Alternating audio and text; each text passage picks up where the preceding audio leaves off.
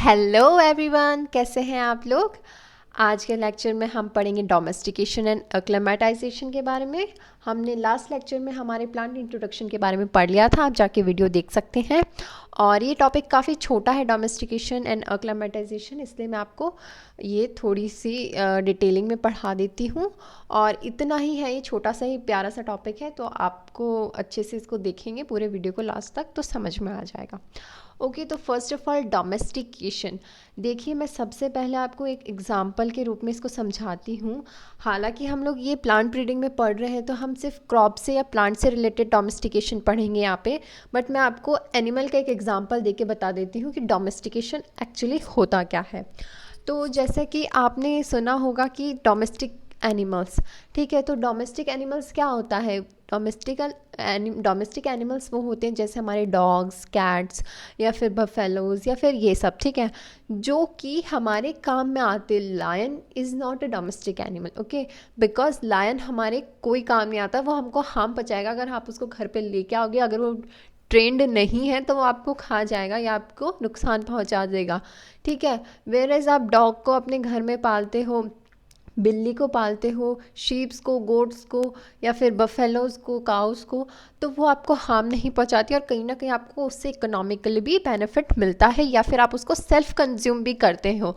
Okay, तो वैसे ही जैसे कोई भी जंगली जानवर है, ठीक है, डॉग भी जंगली होता है और एक पालतू डॉग भी होता है, ठीक है। तो जो जंगल में आवारा जैसे घूमता है, जो जंगली कुत्ता होता है, वो हमें हार्म पहुंचाता है, ठीक है। बट वही कुत्ते को हम थोड़ा सा ट्रेन कर दे, थोड़े से हम अपने अच्छे एनवायरनमेंट में लिया, हमारे घर में लिया है, तो वही डॉग जो होता है हमें प्रोटेक्ट करता है, ठीक है। तो सिमिलरली क्या होता है, उसको जंगल से हमारे घर पे लाने, ठीक है, उसको और हमारे ह्यूमन यूज़ में लेना, हम उसको अपने, वो जंगली था, वो वहाँ पे कुछ काम नहीं करता था डॉग, और वो हम घर लाए तो हमारा प्रोटेक्शन करता है, ठीक है। हम अपने देख रेख में उसको रखते हैं, हम उसको फीड करते हैं, हम उसको खाना देते हैं, हम उसको टहलाने ले जाते हैं, हम उसकी देखभाल करते हैं और वो हमको बदले में प्रोटेक्शन देता है, ठीक है। तो इसी को कहते हैं डोमेस्टिकेशन। देखो, एक तो जंगल से मैं अपने घर में लेके आई, उसको हम मेरे घर में लाने को मैं कहूँगी इंट्रोडक्शन, ठीक है। बट मैं उसको अपने काम में ले रही हूँ, उस जंगली जानवर को अपने घर के काम में ले रही हूँ, तो मैं उस प्रोसेस को कहूँगी डोमेस्टिकेशन। ओके, तो वैसे ही क्रॉप्स के साथ भी होता है। जो क्रॉप होती है वो एक जंगली जाति से आती है, ठीक है। हर एक क्रॉप का एक जंगली मतलब वाइल्ड स्पीशीज़ होती है और उससे हम क्या करते हैं, अपने ह्यूमन कल्टीवेशन में लाते हैं या ह्यूमन मैनेजमेंट में लाते हैं उसको, उसी को हम डोमेस्टिकेशन कहते हैं, ठीक है। देखिए, पहले के ज़माने में अराउंड 10,000 पहले क्या होता था, जब एग्रीकल्चर शुरू हुआ था, तो सबसे पहले एनिमल्स को डोमेस्टिकेशन, जैसे अभी मैंने एग्जांपल दिया, तो वैसे एनिमल्स को डोमेस्टिकेट किया गया था, ठीक है। बट ऑल्दो हम प्लांट ब्रीडिंग पढ़ रहे हैं तो हमें एनिमल से अभी इतना नहीं लेना है, हमें सिर्फ क्रॉप पे ध्यान देना है। तो ये सिर्फ मैंने आपको एग्जांपल बताया था सो दैट आप रिलेट कर पाएँ कि डोमेस्टिकेशन होता क्या है।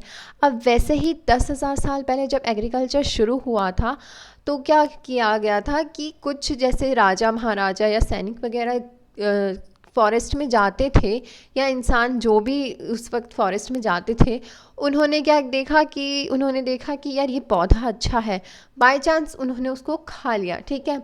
हो सकता है दूसरे भी खाएं और कुछ जंगली हो, एकदम ही पॉइजनस हो, उनसे उनको नुकसान भी पहुंचा हो और कुछ बेनिफिशियल लगे हो उनको, ठीक है। तो जो जंगल में उनको बेनिफिशियल लगे थे वो क्या किए, उनके सीड ले आए और अपने जाके जहाँ वो लोग रहते थे, जहाँ फॉरेस्ट नहीं थे, वो लोग वहाँ लाके उसको अपनी देख रेख में उसको पानी देते थे, उसको सनलाइट प्रोवाइड करते थे और उसको उगाते थे अपनी देख रेख में।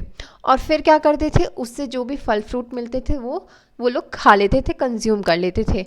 इन कोर्स ऑफ टाइम क्या हुआ है अब कि वो जंगली जातियाँ जो थी, वाइल्ड स्पीशीज़ जो थी, वो अब हमारे काम आने लगी। कैसे, वो जंगली जाति से, अब आप पूछेंगे कि मैम जंगली जाति कैसे खा सकते हैं, तो बेटा उसमें क्या होता है कि नेचुरल सिलेक्शन होता है।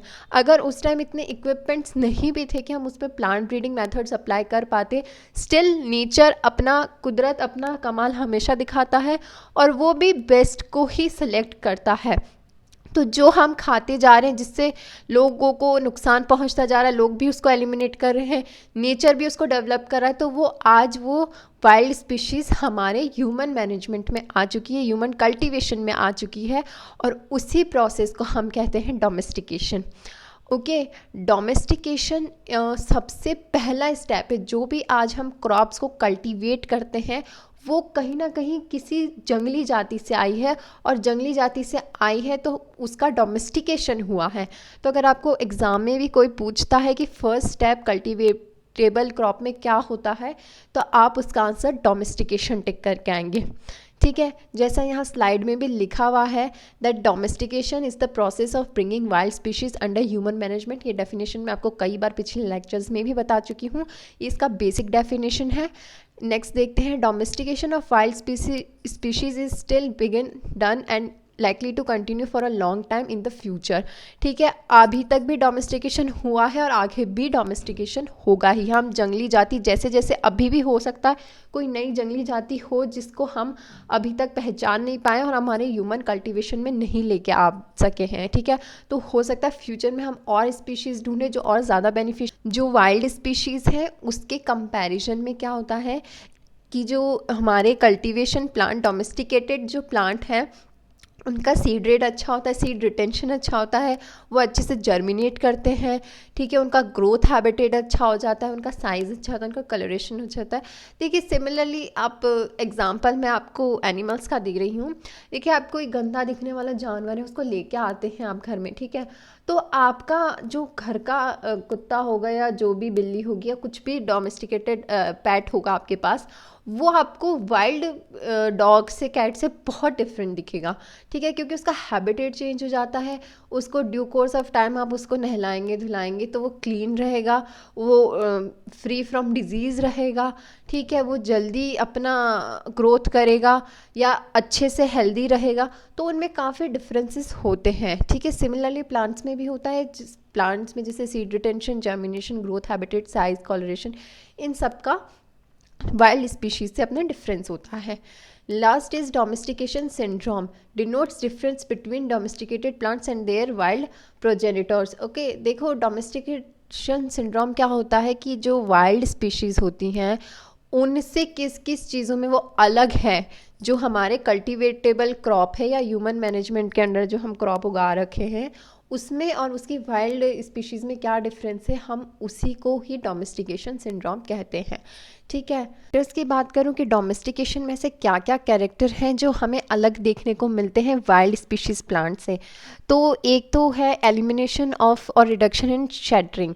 शेटरिंग मतलब होता है चटकना। आपने कई बार देखा होगा कि फलियां जो होती हैं वो चटक जाती है और उससे हमारा क्रॉप लॉस हो जाता है। ठीक है, तो ऐसा ना हो इसलिए हम क्या करते हैं कि उसका डोमेस्टिकेशन कर देते हैं, उसके शेटरिंग से उसको प्रिवेंट करने के लिए, ताकि उसमें हमें लॉसेस ना हो।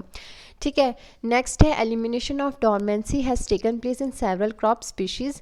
Lack of dormancy has become a problem in crops like barley, wheat, moong. Okay, देखिए डॉर्मेंसी को कई बार हमें एलिमिनेट करना पड़ता है और कई बार हमें जनरेट भी करना पड़ता है, बिकॉज डॉर्मेंसी क्या होता है, एक ऐसा स्टेट होता है जहाँ वो रेस्ट में होता है। ठीक है, अगर कोई बीज डॉर्मेंसी में मतलब वो प्रस्फुटित नहीं कर पा रहा है, मतलब वो उग नहीं पा रहा है, या फिर वो उसकी जो ग्रोथ है वो टेम्परेरीली रुकी हुई है। ठीक है, तो कई बार हमें रोकनी भी पड़ती है ताकि हम सीड को स्टोर कर पाएँ, कई बार हमें इंस्टेंटली चाहिए क्योंकि हमें सीड उगाना होता है। ठीक है, तो ये सब काम, डॉर्मेंसी का काम भी हम डोमेस्टिकेशन से उसके कैरेक्टर्स बदल सकते हैं। ठीक है, next is decrease in toxins. सबसे जो बुरी चीज़ हम देखते हैं वाइल्ड स्पीशीज़ में वो होती है उसका पॉइजनस बिहेवियर। ठीक है, कोई भी वाइल्ड स्पीशीज़ में से उसका पॉइजनस बिहेवियर हटा दें तो हम उसको हमारे ह्यूमन मैनेजमेंट में या ह्यूमन कल्टीवेशन में या ह्यूमन नीड्स में उसको फुलफ़िल कर पाएंगे। ठीक है, तो डोमेस्टिकेशन से हम उसका टॉक्सिन भी जो होता है वो डिक्रीज़ करने की कोशिश करते हैं। नेक्स्ट है plant type has been extensively modified. ठीक है, और मतलब उसके टेलरिंग या फिर ब्रांचिंग को मॉडिफाई कर सकते हैं हम उससे। उसके अलावा हम उसकी हाइट, कलर, ये मैंने अभी आपको बताया ही था, हम उसको ज़्यादा से ज़्यादा हम उसका इकोनॉमिकल बेनिफिट ला पाएँ। ठीक है, उसको रेजिस्टेंट कर पाएँ। ठीक है, और ज़्यादातर डोमेस्टिकेटेड प्लांट क्या पॉलीप्लॉइड्स होते हैं, जैसे कि potato, wheat, sweet potato etcetera, ठीक है। नेक्स्ट देखिए यहाँ पे अडेप्टिबिलिटी दे रखा है। अडेप्टिबिलिटी मतलब यही होता है कि ऐसा जीनोटाइप उसमें प्रेजेंट होता है जिससे उसके फिनोटाइप को एडजस्टमेंट करने में ईजी रहता है, ठीक है। फिनोटाइप मतलब एनवायरमेंटल कंडीशन से अफेक्ट होने वाली चीज़ों को वो जल्दी से अडेप्ट कर लेता है, ठीक है।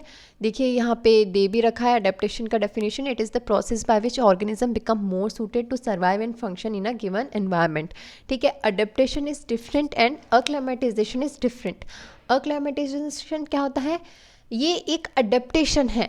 अडेप्टेशन क्या होता है कि किस तरह से प्लांट सर्वाइव करता है और अपना फंक्शन करता है किसी भी दिए गए वातावरण में, ठीक है। और अक्लामेटाइजेशन क्या होता है, ये एक अडेप्टेशन है ताकि वो न्यू एनवायरनमेंट में अपना अडेप्ट कर पाए अपने आप को, उसको अक्लामेटाइजेशन कहते हैं, ठीक है।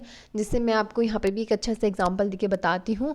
जैसे कोई भी हम कहीं जाते हैं, लाइक हम राजस्थान से शिमला गए, ठीक है। तो राजस्थान में क्या होता है, बहुत गर्मी पड़ती है, और शिमला में क्या होता है, बहुत ठंड पड़ती है। तो वहाँ के लोग अपने आप को कैसे वहाँ पे सर्वाइव कर पाएंगे, ठीक है। तो कुछ ही लोग होते हैं जो वहाँ जाते हैं, क्योंकि वो कुछ ही लोग सर्वाइव कर पाते हैं। सब चले जाएंगे तो इतनी गर्मी से, इतने ठंड में वो लोग सर्वाइव नहीं कर पाएंगे। तो जो वहाँ लोग सर्वाइव कर लेते हैं, अपने आप को उस क्लाइमेट में अडेप्ट कर लेते हैं, उसी प्रोसेस को हम अक्लेमेटाइजेशन कहते हैं, ठीक है। इसमें क्या होता है, एक इंडिविजुअल ऑर्गेनिज्म जो होता है वो अपने आप को एडजस्ट करता है चेंजिंग एनवायरनमेंट में, ठीक है। चेंजिंग एनवायरनमेंट से आप क्या मतलब समझते हैं, वहाँ का टेम्परेचर चेंज हो गया, या वहाँ ह्यूमिडिटी चेंज हो गई, या वहाँ का पीएच, अगर इन केस ऑफ हम प्लांट्स की बात करें ऑफ कोर्स, तो सॉइल में पीएच चेंज हो गया, या ये सब एनवायरमेंटल कंडीशन जहाँ चेंज होती है और वहाँ जो अडेप्ट कर लेते हैं खुद को, उस प्रोसेस को हम कहते हैं एक्लेमेटाइजेशन, ओके। अडेप्टिबिलिटी एक एबिलिटी होती है, ठीक है, क्षमता होती है, और एक्लेमेटाइजेशन एक प्रोसेस होता है, यही इसका मेजर डिफरेंस होता है, ठीक है। जो एक्लेमेटाइजेशन होता है उसका आप कुछ नहीं कर सकते हो, वो एक नेचुरल सिलेक्शन प्रोसेस ही होता है। नेचर ही सेलेक्ट करती है कि कौन बेटर अडेप्ट कर पा रहा है खुद को और कौन नहीं कर पा रहा है, ठीक है। अगर आप मतलब जल्दी करने के लिए जीनोटाइप में चेंज भी कर देते हो ताकि वो न्यू एनवायरनमेंट में स्टेबल हो जाए, वो भी आप कर सकते हो, बट नेचुरल सिलेक्शन इसका जो है वो एसेंशियल है कि नेचर उसको सेलेक्ट करे किसी भी ऑर्गेनिज्म को किसी नए एनवायरनमेंट में, ओके। यहाँ पे लास्ट में कुछ एक्लेमेटाइजेशन कैसे डिटरमाइन कर सकते हैं वो भी प्रोसेस दे रखा है, जैसे मोड ऑफ पॉलिनेशन, ठीक है, कि कैसे हम उसका पॉलिनेट करवा रहे हैं। फिर है range of genetic variability present in the original population, कितनी वेरिएबिलिटी पहले से ही मौजूद है। और लास्ट है duration of life cycle of the crop, की शॉर्ट लाइफ स्पैन है उसका या लॉन्ग लाइफ स्पैन है, उस पर डिपेंड करता है। तो इन तीनों फैक्टर्स को देख के हम क्या डिटरमाइन किए कि क्रॉस पॉलिनेटेड ज़्यादा हेल्पफुल होता है एक्लेमेटाइजेशन के rather than self pollinated, okay. तो ये बहुत छोटे से टॉपिक थे, मैंने डोमेस्टिकेशन, अडेप्टिबिलिटी एंड एक्लेमेटाइजेशन आपको पढ़ा दिया है, और ये इतना ही सिंपल है जितना सिंपली मैंने आपको इसको समझाया है। मैंने आपको कई जगह एनिमल्स का एग्जांपल दिया है बिकॉज वहाँ आपको इजी होगा समझने में, बट आप लोग क्या करेंगे उसको प्लांट से रिलेट करके लिखेंगे, ओके। आज की क्लास में इतना ही, थैंक यू। कोई प्रॉब्लम हो तो प्लीज़ कमेंट करिए, थैंक यू, बाय।